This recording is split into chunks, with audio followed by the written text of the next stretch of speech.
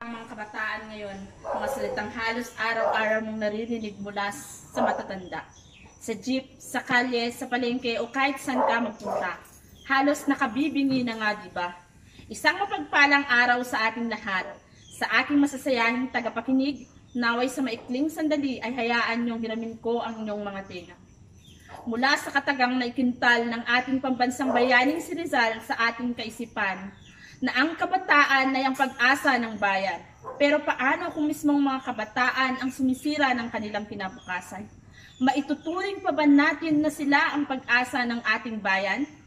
Iba na nga talaga ang kabataan ngayon. Ang kabataan ng makabagong henerasyon na maraming alam sa modernong teknolohiya. Nagbago na rin ang ating paniniwala sa buhay at maging ang ating pamumuhay. Dahil sa teknolohiyang ating ginagamit araw-araw, ay maraming kabataan ang nalulong dito. Sa henerasyon ngayon, isa sa suliraning kinakaharap ng ating bansa ay ang issue tungkol sa maagang pagbubuntis ng mga kabataan. Taon-taon, pataas ng pataas ang bilang ng mga kabataang nabubuntis at pababa naman ang kanilang edad. Ano nga ba ang maagang pagbubuntis? Ang maagang pagbubuntis o teenage pregnancy ay tumutukoy sa pagdadala tao mga nasa edad 19 at pababa. Ang pagdadalaga ay isang mahirap na proseso na nagdudulot ng maraming problema sa pagbubuntis sa edad na 13 o mas bata pa, ay labis na pag-aalala.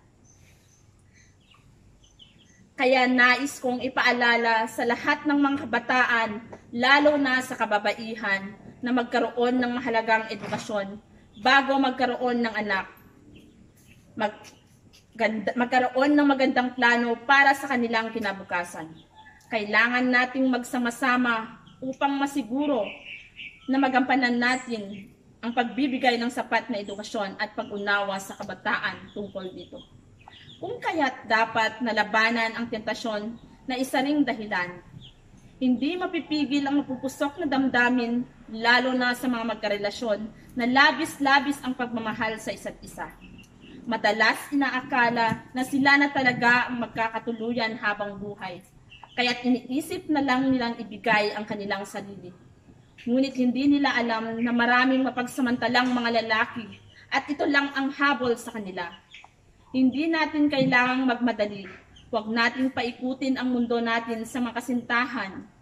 Dasapin natin ang ating kabataan dahil baka bukas makalawa tayo ay tatanda na rin. Kailangan ding maging maingat sa pagpili ng mga kinakasamang barkada. Sila ang nagdudulot minsan ng ating ikapapahamak. Marahil sila pa mismo ang mag-uudyok at magtuturo sa iyo ng mga magawaing hindi mo ginagawa. Tulad ng paglalakwat sa paninigarilyo, pag-inom ng alak, at iba pa. Sa tingin nyo ba makakapag-aral pa kayo kapag nagkaroon na kayo ng anak sa nakabatang edad? Hindi na, di ba? Ang mga barkada ay nandiyan lang. Wala ang mga yan. Ang pagpapalaki ng bata ay panghabang buhay na responsibilidad. Para sa mga kabataan, huwag niyong itapon ang inyong kinabukasan sa panandaliang sarap. Hindi madali ang magpalaki ng bata.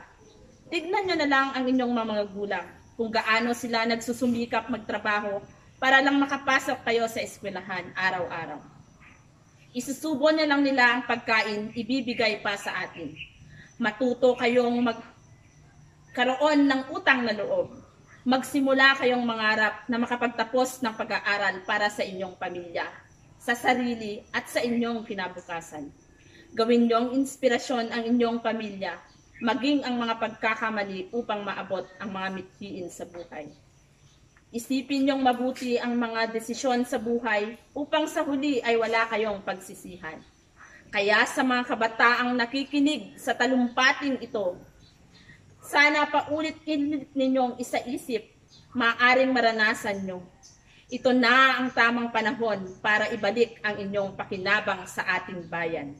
Ang inyong papel para sa kinabukasan ng ating bansa. Imulat na ninyo ang mga matang agila na tila nakalimutan ng imulat. Gisingin ang determinasyon ng bawat isa at nang maipakita nyo na kayo ang nag-iisang kabataang pag-asa. pag-asa ng ating bayan. Maraming salamat po.